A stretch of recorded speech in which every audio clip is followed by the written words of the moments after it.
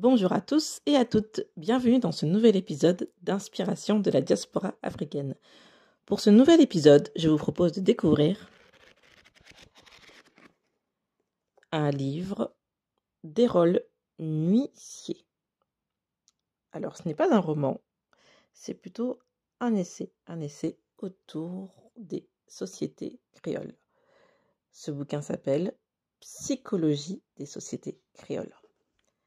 Voici l'extrait.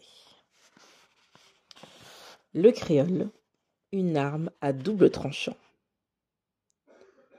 D'autres éléments qui nous semblent être caractéristiques du créole sont la place qui lui est donnée dans la société et la contradiction que l'on retrouve entre ceux qui peuvent utiliser le créole comme une arme de revendication et qui en même temps utilisent le français pour communiquer avec leurs proches.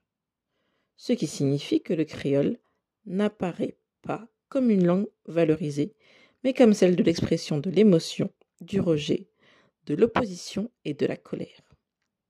En d'autres termes, nous pensons que l'utilisation faite aujourd'hui du créole tend davantage à l'enfermer dans un statut d'incompréhension, d'exclusion et de marginalisation, alors qu'il en serait autrement s'il était intégré dans un mode habituel de pensée dans le quotidien.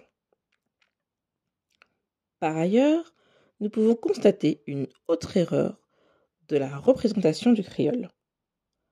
En effet, on a créé, à travers le CAPES créole, une fermeture de cette langue, car contrairement à l'occitan ou au gaélique, le créole n'est pas parlé par une minorité à la moyenne d'âge supérieure à 60 ans.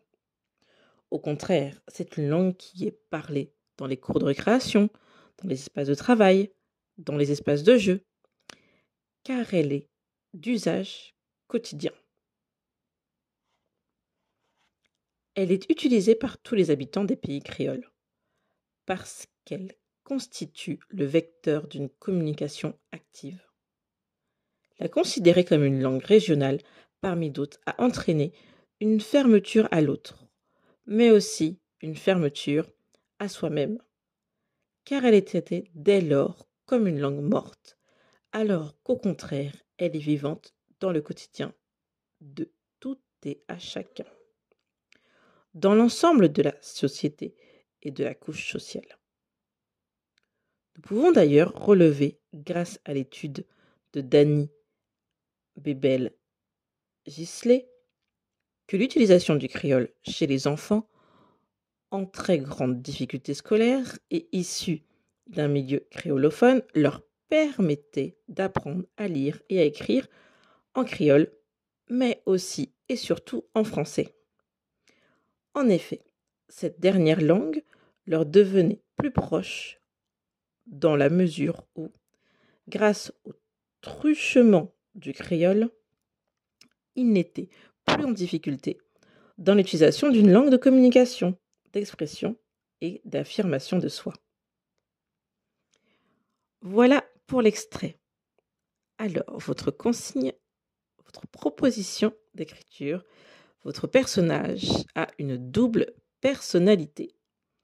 Votre personnage a une double personnalité. Et ça lui est plutôt favorable. Voilà. Bonne création!